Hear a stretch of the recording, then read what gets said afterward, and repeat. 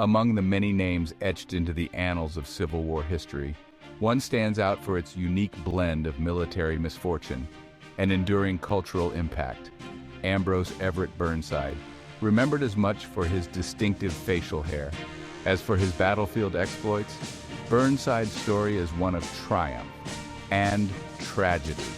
His name, forever linked to the Battle of Fredericksburg, would become synonymous with military blunder and the devastating consequences of poor leadership. This is the story of Ambrose Burnside, the man behind the sideburns, a man who, despite his flaws and failures, embodied the spirit of a nation locked in a fight for its very survival.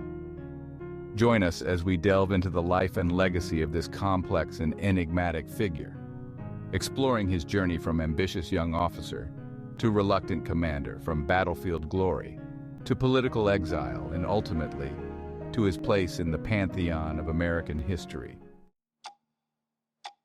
Ambrose Everett Burnside, a name that would forever be etched in the annals of American history, began its journey far from the battlefields of the Civil War.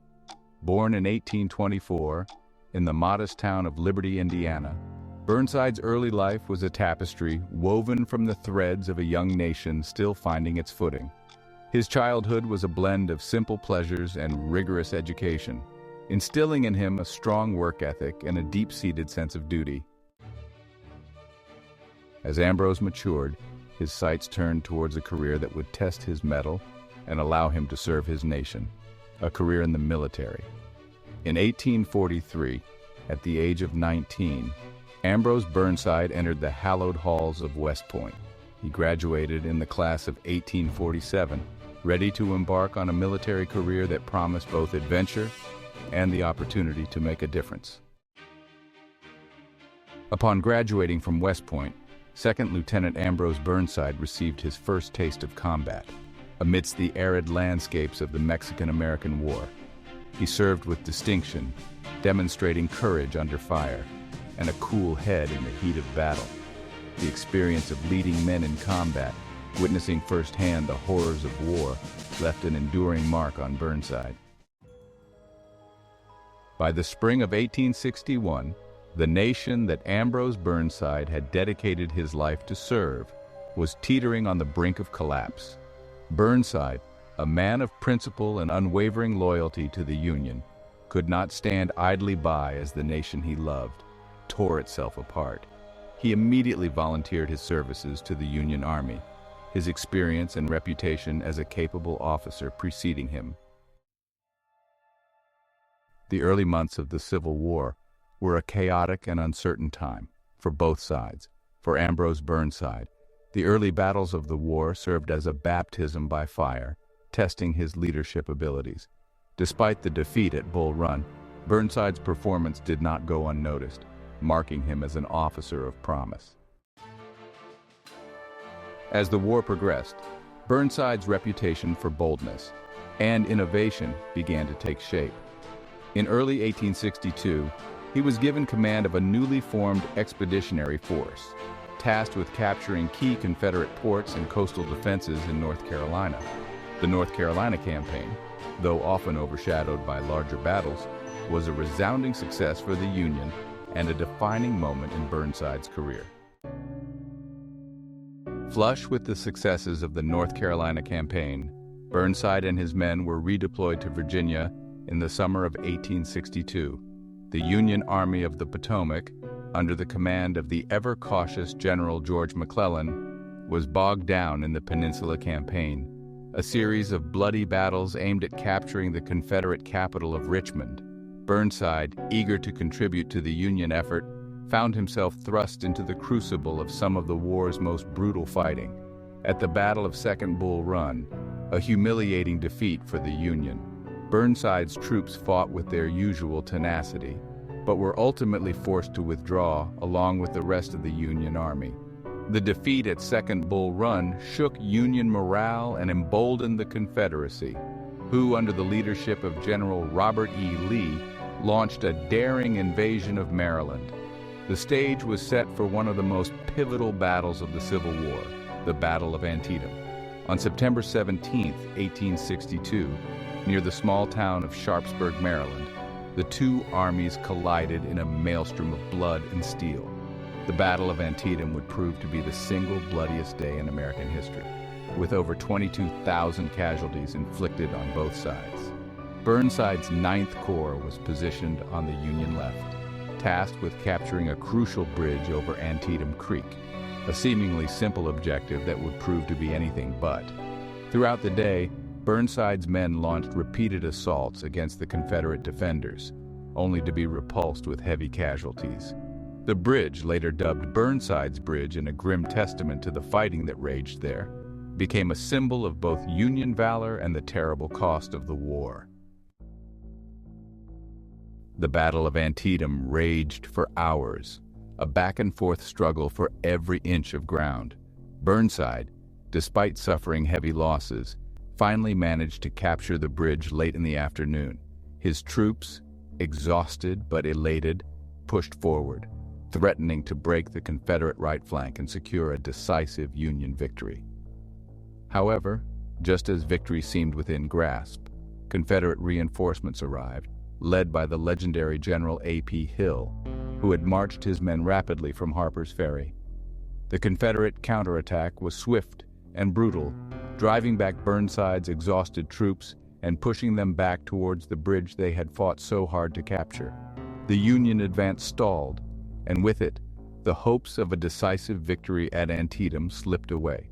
As darkness descended on the battlefield, both sides were left to contemplate the horrific carnage they had inflicted upon one another. The Battle of Antietam, though tactically a draw, was a strategic victory for the Union. Lee's invasion of Maryland had been halted, and the Confederacy had suffered heavy losses. However, for Ambrose Burnside, Antietam cast a long shadow. He was criticized by some for the slow pace of his attack and the heavy losses his corps sustained. The horrors he had witnessed, the sacrifices of his men, weighed heavily on his mind. The Battle of Antietam, for all its strategic significance, marked a turning point in Burnside's Civil War experience, a moment when the weight of command and the brutal realities of war began to take their toll on the once optimistic general. In the aftermath of Antietam, President Lincoln, frustrated by General McClellan's cautious approach, made a pivotal decision. He relieved McClellan and offered command to Ambrose Burnside. Burnside, aware of his limitations, initially refused. He argued he lacked the experience and strategic brilliance. However, Lincoln persisted, impressed by Burnside's decisiveness. Reluctantly, Burnside accepted the command. He knew the expectations were immense. The eyes of the nation were now fixed on him. As winter approached, Burnside, eager to make his mark and relieve the pressure on the Union capital, devised a bold plan. He would march his army south, cross the Rappahannock River at Fredericksburg, and strike at the Confederate capital of Richmond before Lee's army could react. The plan, on paper, had merit. It emphasized speed and decisiveness, qualities that had been sorely lacking in previous Union campaigns. However, the execution of the plan was plagued by delays and logistical nightmares that would prove fatal. The pontoon bridges needed to cross the Rappahannock River arrived late, giving Lee ample time to fortify the heights overlooking Fredericksburg. Burnside's army, over 120,000 strong, found itself bottled up in the town of Fredericksburg, facing a well-entrenched enemy on the high ground. The stage was set for a disaster. On December 13, 1862, Burnside launched a series of futile frontal assaults against the Confederate positions. Wave after wave of Union soldiers, brave but poorly led, marched into a hail of Confederate gunfire. The Union attacks were met with withering fire from Confederate artillery and rifles. The slopes in front of the Confederate lines littered with Union dead and wounded. The Battle of Fredericksburg, as it came to be known, was a disaster for the Union Army. They suffered over 12,000 casualties, compared to just over 5,000 for the Confederates. The defeat sent shockwaves through the North, eroding public support for the war. and raising serious doubts about the Union's ability to defeat the Confederacy. The defeat at Fredericksburg had broken the Army of the Potomac, not in spirit, but in its faith in its commander. Burnside, devastated by the losses his men had suffered, accepted full responsibility for the disaster. He had staked his reputation, his career, on a plan that had been poorly conceived and even more poorly executed. The price of his failure was measured in the lives of thousands of his men.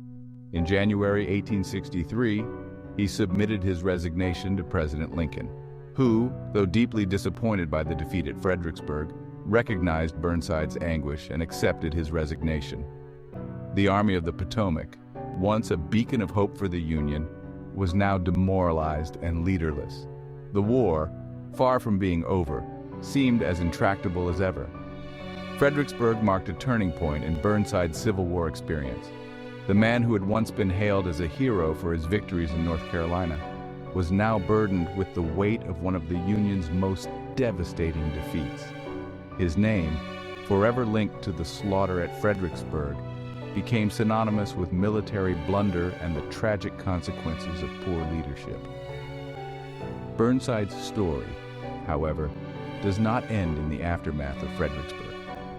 Despite the shadow of that defeat, he continued to serve his country with distinction throughout the remainder of the war, demonstrating resilience, loyalty, and a deep commitment to the preservation of the Union. His journey, marked by both triumph and tragedy, offers a poignant reminder of the human cost of war and the enduring legacy of the American Civil War. The sting of Fredericksburg lingered, a stark reminder of the unforgiving nature of war and the heavy burden of command.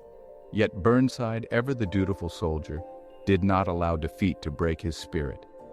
He remained committed to the Union cause, his desire to serve undeterred.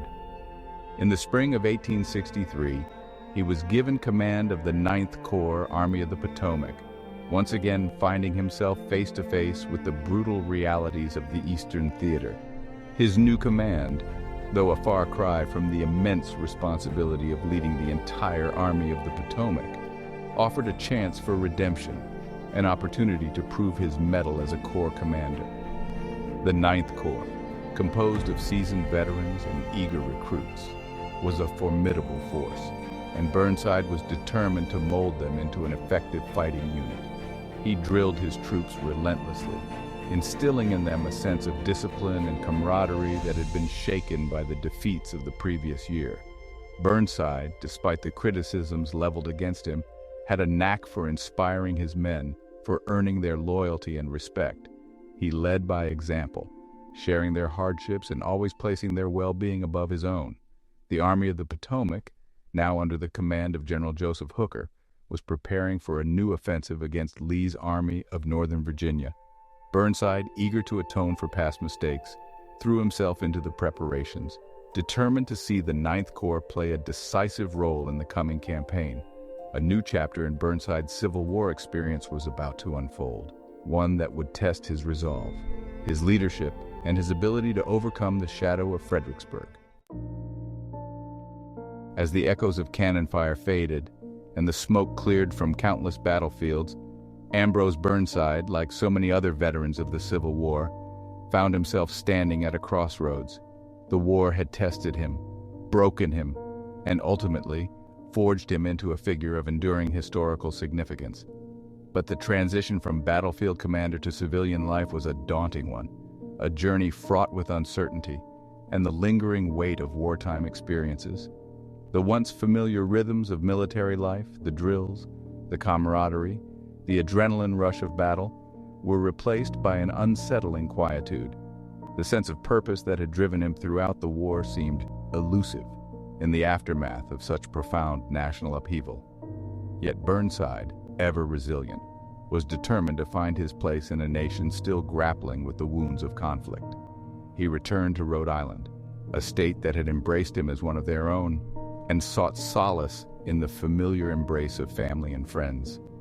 The horrors of war, however, were not so easily left behind. The memories of fallen comrades, the weight of command decisions that had resulted in unimaginable loss. These burdens continued to haunt Burnside's thoughts. Despite the challenges of reintegration, Burnside was not a man to remain idle.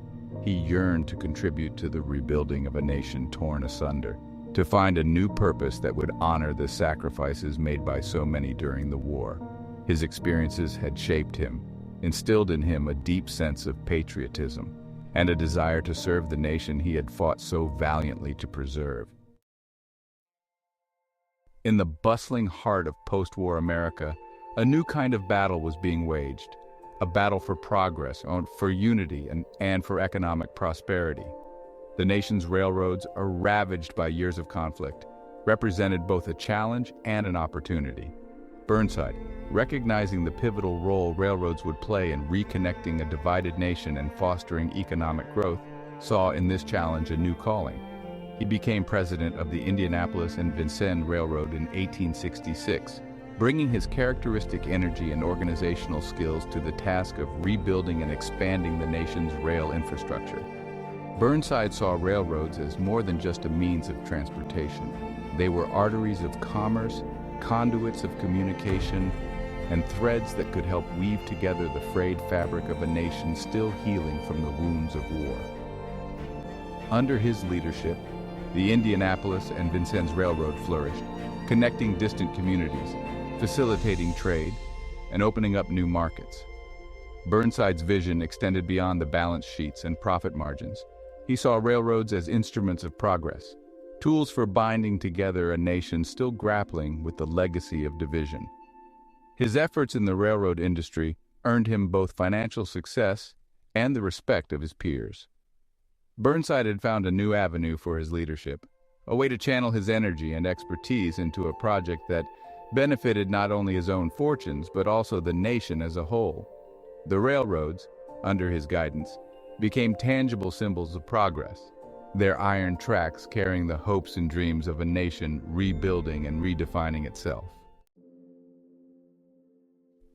Burnside's commitment to service extended beyond the boardrooms of the railroad industry.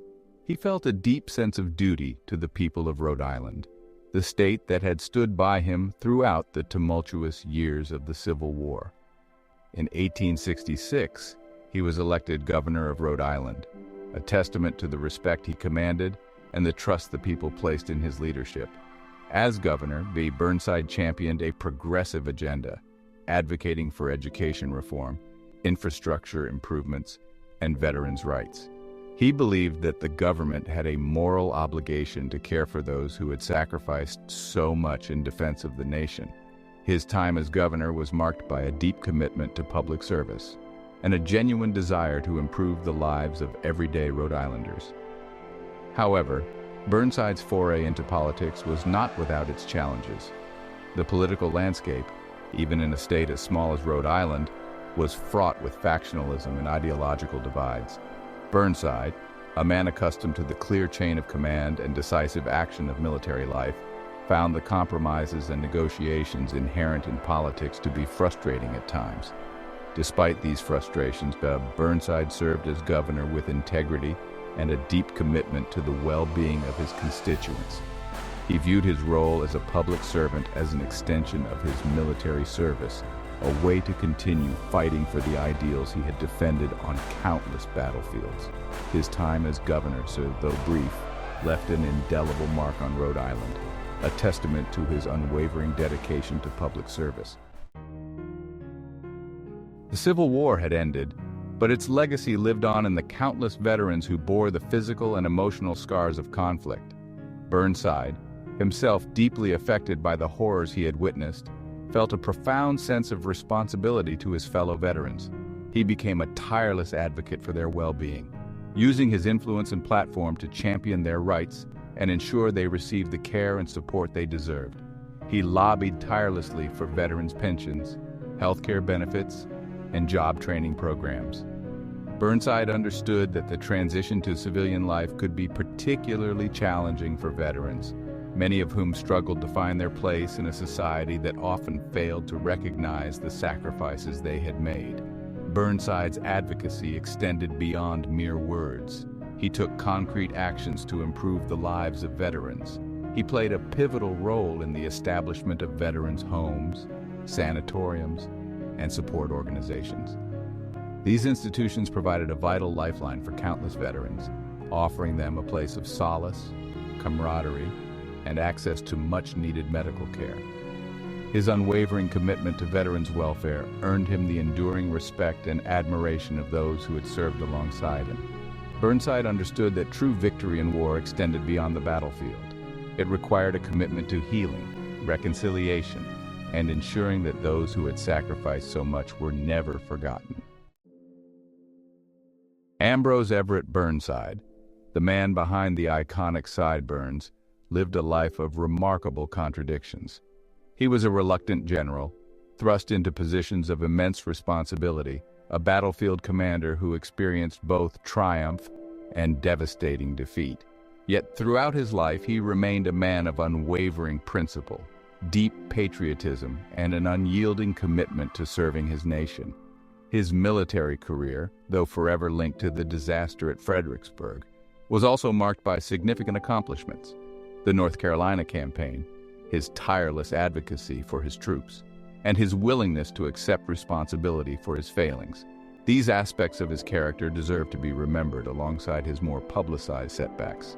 Beyond the battlefield, Burnside's contributions to the railroad industry, his dedication to public service as governor of Rhode Island, and his unwavering advocacy for veterans' rights solidified his legacy as a true American patriot. He embraced the challenges of peace with the same determination he had shown in war, seeking to rebuild and reunite a nation shattered by conflict. Ambrose Burnside's story is a reminder that history is rarely neat or straightforward.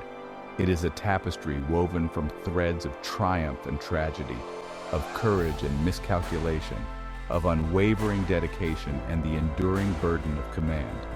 His life, in its entirety, serves as a valuable lens through which to view the complexities of the Civil War era and its enduring legacy. And while his name may forever be linked to the iconic sideburns he sported, Ambrose Burnside's legacy extends far beyond mere fashion.